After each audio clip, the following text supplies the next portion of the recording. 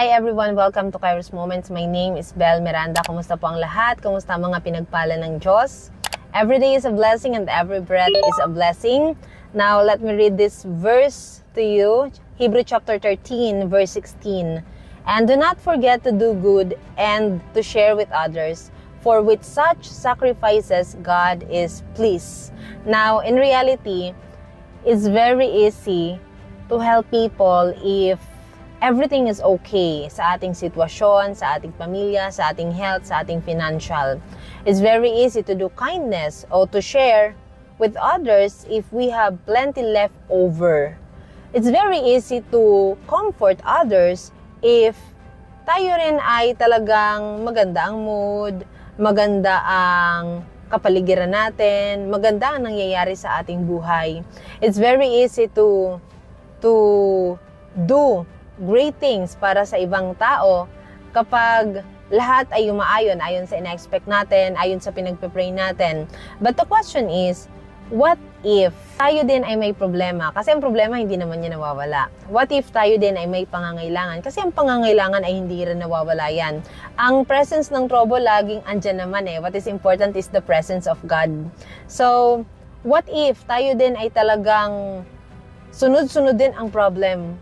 What if tayo din ay talagang halos hindi umaayon, galing pa lang tayo sa pangit na sitwasyon? Now, ang question ay, are we willing to help others?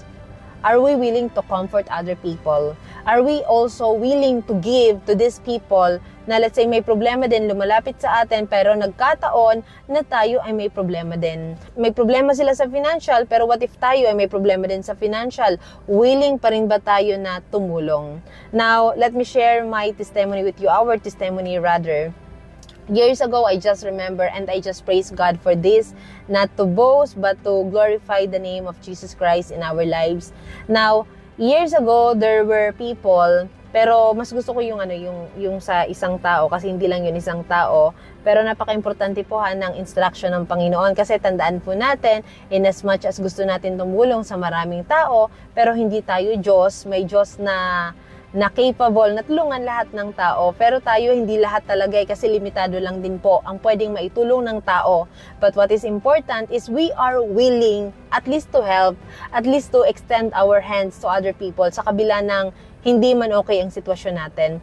But anyway, doon po sa testimony namin, years ago yung lumapit po sa amin, nag-text, nag-message sa akin, and kakilala ko naman, of course, ay may problem siya sa financial. And that financial problem, kumbaga pag tinitingnan natin, no, level by level din yung problem ng tao eh. Kasi sabi ko nga, even ako yung pananaw ko po sa buhay ay, the Lord will, yung trouble sa atin, hindi si Lord mag-aalaw ng problem, whether in financial, sa health, sa relationship, sa whatever form ng ating buhay, aspeto ng ating buhay, the Lord will not allow problem or trouble na hindi natin kakayanin. Level by level talaga. Kailangan natin mapagtagumpayan yung itong small problem bago another mas mataas or mas malaking problem. But anyway, that person na nag-approach sa akin through messenger, sa nakakilala ko po, na malapit din naman sa akin, I just remember during the time, we also have that pangangailangan. Sunod-sunod po yung aming project and financially may urgency sa amin to really look for a fund para doon sa project kasi may mga deadline. Our collection was, I think, hindi sapat or waiting pa ata kami nung time na yun ng collection. So madaling salita, even yung aming mga, let's say, fund namin talagang walang-wala na said na talaga para pondohan yung aming project din. And may time kami na kailangan i-meet. But yung person na yun lumapit sa amin nung time na yun, ay ang problem niya rin ay financial, may pangangailangan. But looking sa need niya, na-realize ko na parang this amount na need niya ay nung time na yun parang okay, it's so simple for us na to handle and parang sige, napakadali lang. Sige, small lang din naman, kahit na may trouble, may pangangailangan tayo. Sige, maghanap tayo parang kung may mahugot pa naman, i-priority na itong tao to give to this person kasi parang small problem na sa amin din. Though sa iba malaki, sa atin minsan, pag nagle-level up na ang problema na napagtagumpayan mo, So, may ibang problem na minsan sa'yo maliit na lang, pero sa iba nga po ay malaki. But anyway, sa madaling salita po, we help that person sa kabila ng realidad na may pangangailangan kami na financial, realidad na may trouble din kami, realidad na, kumbaga, ang dami rin namin kinakaharap during that time. But what I realize is, if capable naman pala tayo na tumulong, and we have, the Lord has given us the ability to help other people, and kahit na tayo may problem din pala, it is always a nice feeling na kung may maitutulong naman tayo sa ibang tao, bakit hindi tayo tumulong? Sa kabila ng may pinagdadaanan tayo, kung kaya naman natin mag-extend ng help to that person na hindi pala pwedeng irason na may pangangailangan din ako, why should I help? May financial problem din ako, why should I give?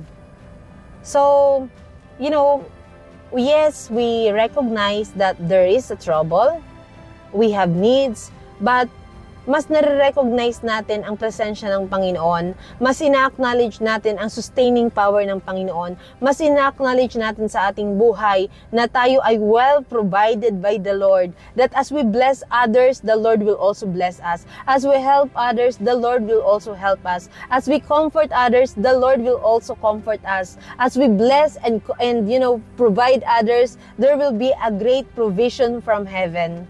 Because sabi nga po, kung ano ang ginawa natin sa iba, yun din ang gagawin sa atin. And of course, it is our great rewarder, is our Father who is in heaven. Now, tandaan po natin, okay, in Ephesians chapter 6, verse 8, knowing that whatever good anyone does, this he will receive back from the Lord, whether he is a bondservant or is free. Ecclesiastes chapter 11, verse 6, sow your seed in the morning and do not be idle in the evening, for you do not know whether one or other will succeed, or whether both of them alike will be good. Okay, Galatians chapter 6 verse 9, let us not become weary in doing good, for at the proper time we will reap a harvest if we do not give up. Now, sometimes we are expecting a good harvest, but the question is, ano yung sinusow natin? If we want to reap, if we want to harvest good thing, magtanim tayo ng kabutihan. If we want to harvest love, magtanim tayo ng pagmamahal. Kung gusto natin mag-harvest ng financial, magtanim tayo ng financial. Gusto natin mag-harvest ng time, magtanim tayo ng time. Alam nga naman na mag-expect tayo na we're expecting greater things. But the question is, ano ang itinatanim natin? Lalong-lalo na sa kapwa po natin. Lalong-lalo na to those who are less fortunate than us. Ano ang tinatanim natin?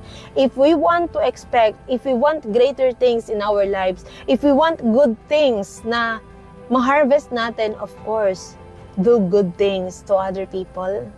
Kung ano ang tinanim, yun yung aanihin natin. That's why, we have to acknowledge the principle sa word ng Panginoon na lahat ng itinatanim natin, yun ang babalik sa atin.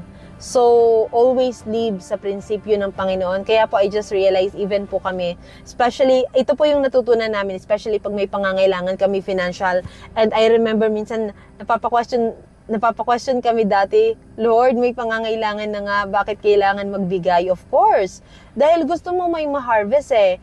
You need fund. E di magtanim ka ng fund. Kasi sa mundo, kailangan mo magtipid. Kailangan mo na maging madamot. Kailangan mo na wag magbigay. Kailangan mo mag-save ng mag-save. Kailangan mo maghigpit talaga ng sinturon. Kasi iniisip natin, when we share with other people, when we give, is mababawasan or magiging kawalan sa atin. Pag nagbigay tayo, baka mamaya ito na lang ang matira sa atin. But the principle of God is different. The more we give, the more we receive. The more na magtatanim tayo ng financial, kailangan mo ng financial, magtanim ka ng financial.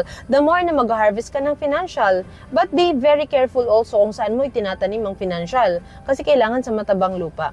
So, it's very important to acknowledge, number one, ang presensya ng Panginoon sa ating buhay, ang kanyang guidance, kasi naniniwala po ako na si Lord lagi naman tayo ginaguide as we acknowledge Him, His Lordship in our lives. So, yun lang po. Thank you and God bless. Continue to love God and love other people. Thank you!